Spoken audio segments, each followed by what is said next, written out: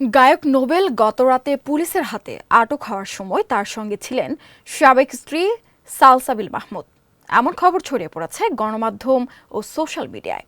তবে এ খবরের প্রতিবাদ জানিয়ে বিরক্তি প্রকাশ করেছেন সালসাবিল। সালসাবিল বলেন, আমি নোবেলের সঙ্গে ছিলাম না, সারা রাত ঘুমাচ্ছিলাম। সকালে উঠে দেখি আমি নাকি নোবেলের সঙ্গে মদ্যপ অবস্থায় ছিলাম। সেই অবস্থায় নাকি পুলিশের হাতে আটক ছিলাম।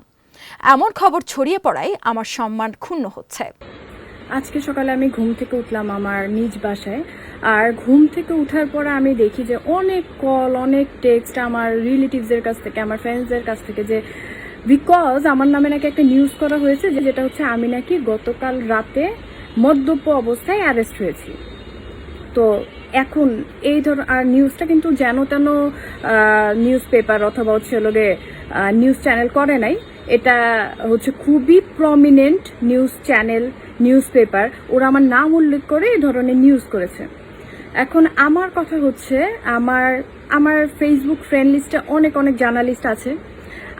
অলমোস্ট সব জার্নালিস্টদের কাছে কিন্তু আমার নাম্বার আছে। আর জার্নালিজম হচ্ছে একটা কমিউনিটি, ওরা কিন্তু একজনের যার কাছে আমার নাম্বার নেই সেও কিন্তু অন্য কারোর কাছ থেকে আমার নাম্বার নিতে পারে। আর আমাকে কিন্তু এছাড়াও কিন্তু হচ্ছে আমার পেজে অথবা মেইলে, আমি মেইলে প্রচণ্ড পরিমাণে অ্যাক্টিভ। আমাকে কেউ মেইল করলে আমি অবশ্যই রিপ্লাই করি। তো মেইলেও কিন্তু আমাকে কন্ট্যাক্ট করা যায়। এখন এই ধরনের নিউজ যেটা করা হয়েছে, আমি তো একটা সমাজে, একটা সোসাইটিতে চলি, আমার ফ্যামিলি আছে। তো এই ধরনের নিউজ একটা ফ্যামিলির জন্য মানে খুবই অসম্মানের। একটা মেয়ে হিসেবে আমি নাকি মানে মদ্যপ অবস্থায় গভীর রাতে থানায় অ্যারেস্ট হয়েছি, এ ধরনের নিউজ কতটা হ্যারেজিং আমার জন্য প্লাস আমার ফ্যামিলির জন্য, এটা তো হচ্ছে বলাই বাহুল্য।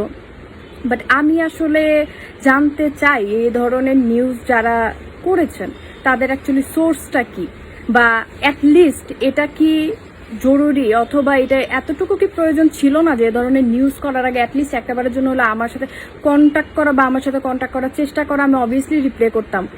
আমি এমন কিছু চাই না, আমি বাসায় ঘুমিয়ে আছি, সকালে ঘুম থেকে উঠে মানে আমার তো ফ্যামিলি আছে ভাই, আমি তো একটা সমাজে বাস করি। এখানে হচ্ছে লোক আমার আত্মীয় স্বজনরা সবাই সমানে কল দিতেছে, আমার ফ্যামিলির জিজ্ঞেস করতেছে, আমার ফ্রেন্ডসরা কল দিতেছে, বলছে আমরা তো খুব ওয়ারিড, তোমার কি হয়েছে, ঠিক আছো কি না, থানা থেকে ব্যাক আসছো কিনা। আমি তো সারা ঘুমাইছি, আমি বাসায় আছি।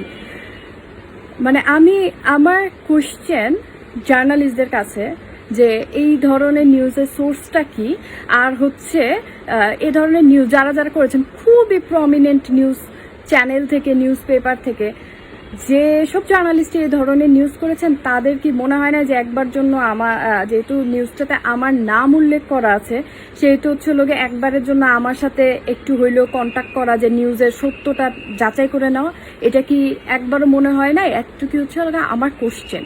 আর বাকি তো হচ্ছে লোকে যতটুকু হ্যারেস হওয়ার অতটুকু আমি বা আমার ফ্যামিলি হচ্ছে এই ধরনের নিউজের জন্য।